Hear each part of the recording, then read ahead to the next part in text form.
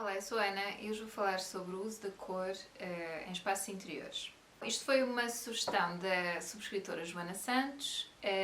Isto veio a propósito de um vídeo qualquer em que eu comentei, já nem me lembro qual é que foi, em que eu comentei que gostava de fazer mais vídeos com dicas de decoração, porque eu já tenho uns 3 aqui no canal, mas que não estava sem ideias. Pronto, então se vocês tivessem ideias e tal, que podiam sugerir, então a Joana Santos sugeriu 2 temas. Um é o uso da cor nos interiores, como misturar cores, e o outro que ela sugeriu foi como misturar móveis de estilos diferentes. E também uma outra subscritora, a Bruna Souza, sugeriu como pendurar quadros e como fazer arranjos nas paredes, como fazer a decoração nas paredes.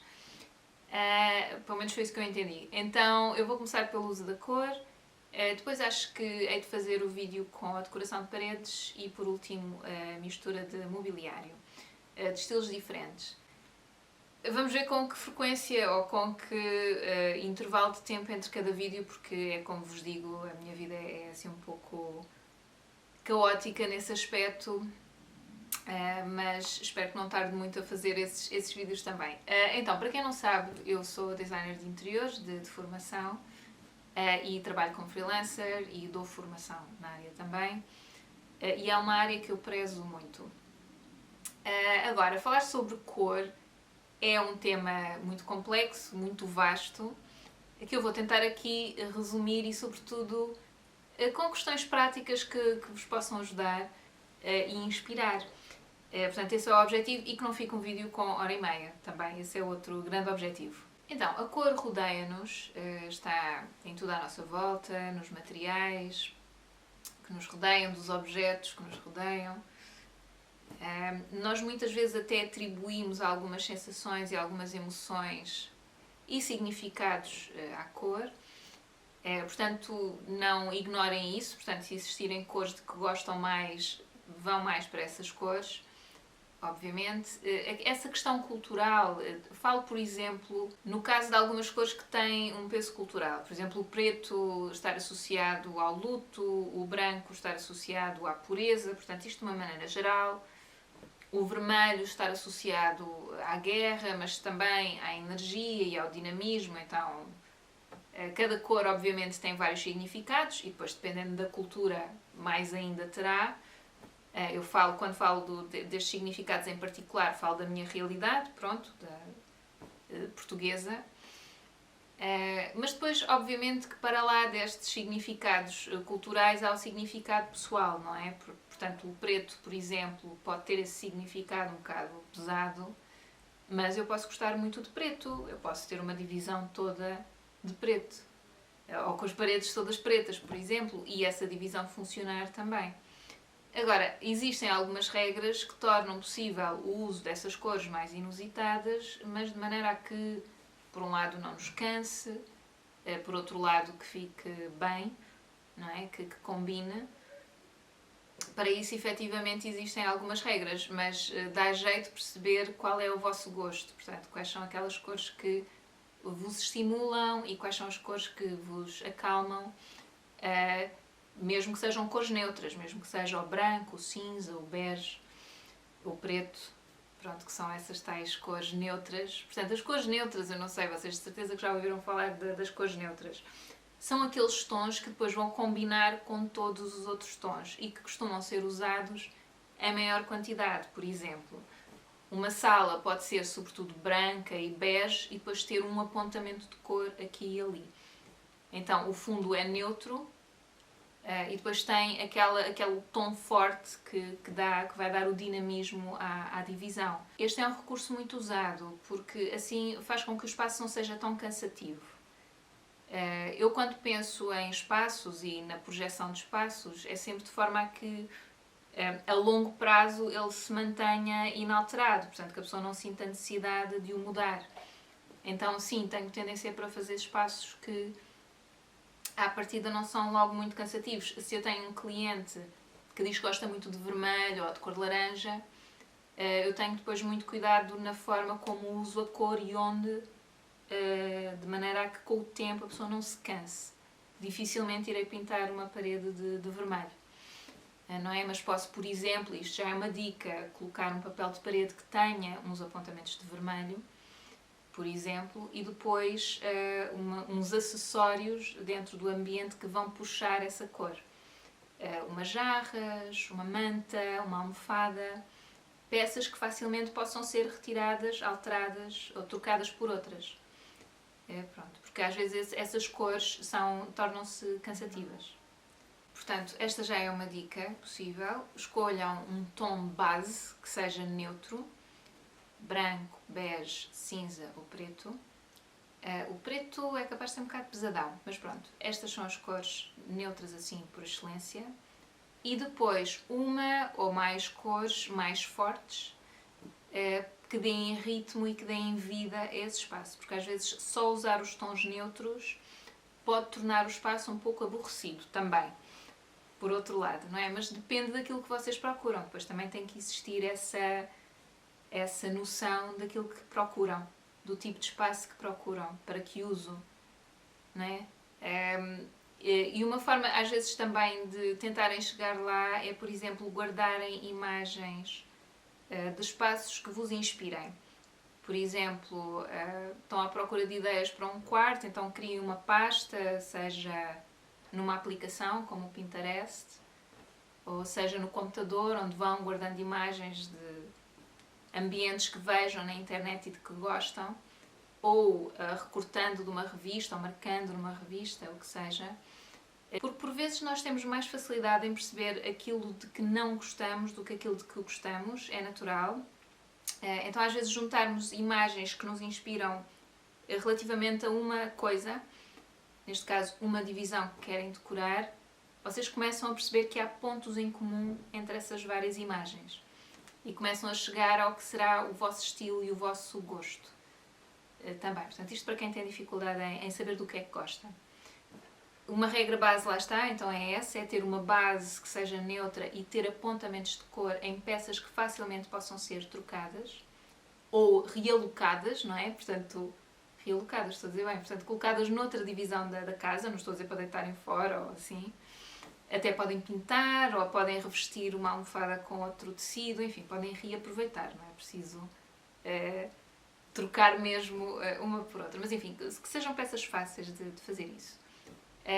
Às vezes, se for um cadeirão, que é a tal peça que tem a cor mais forte, talvez depois seja um pouco mais difícil de fazer essa troca, é mais caro também, mas também é algo que fica muito bem. Portanto, é uma peça de mobiliário que é mais pequena, tem menos volume e é nessa que vão colocar o padrão ou a cor mais forte.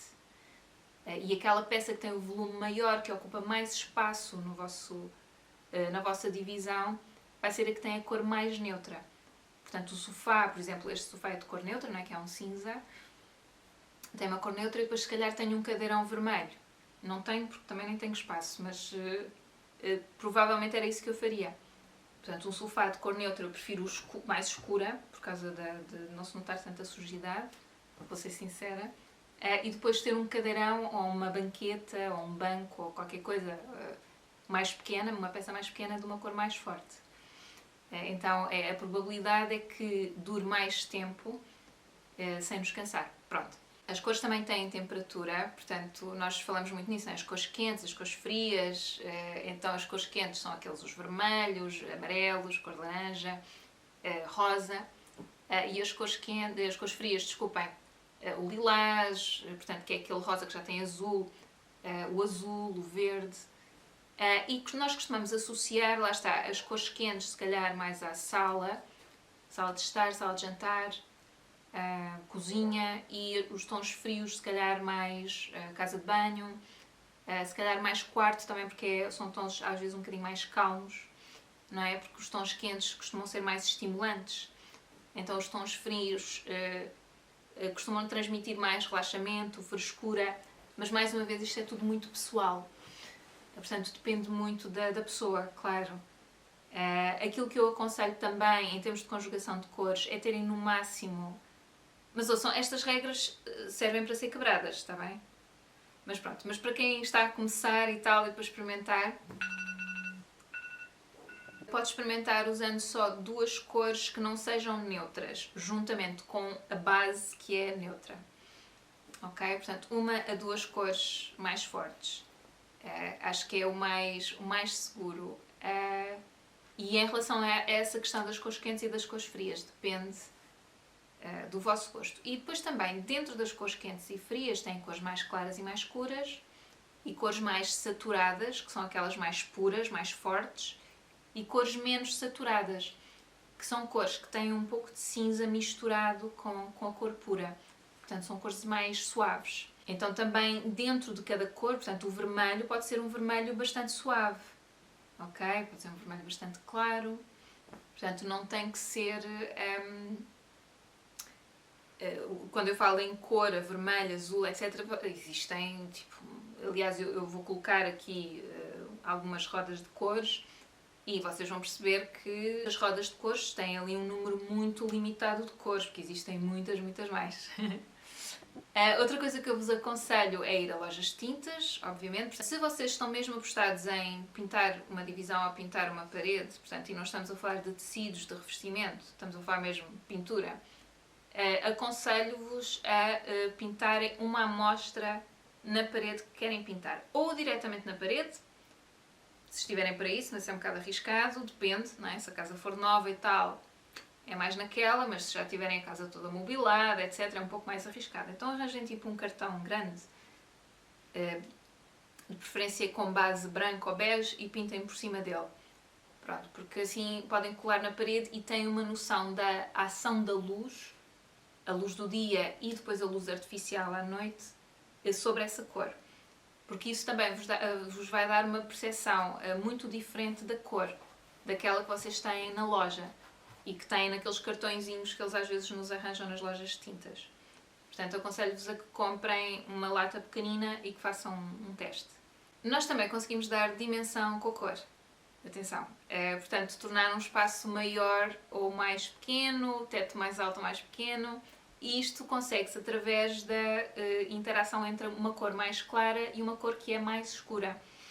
E depois, quanto maior for esse contraste, ou seja, quanto mais clara for uma cor e mais escura for a outra cor, mais forte vai ser esse efeito. Com a cor nós podemos alargar uma divisão, podemos dar a sensação de que um pé direito é mais alto, dar a sensação que um pé direito é mais baixo, ou seja, que o teto é mais baixo, podemos alongar uma parede ou podemos encurtar uma parede. Portanto, eu espero que tenha dado para perceber pelas imagens, não é, como é que estes efeitos se conseguem fazer, mas assim também para resumir, a cor escura aproxima-se de nós, portanto dá-nos essa ilusão de ótica, e a cor clara afasta-se de nós.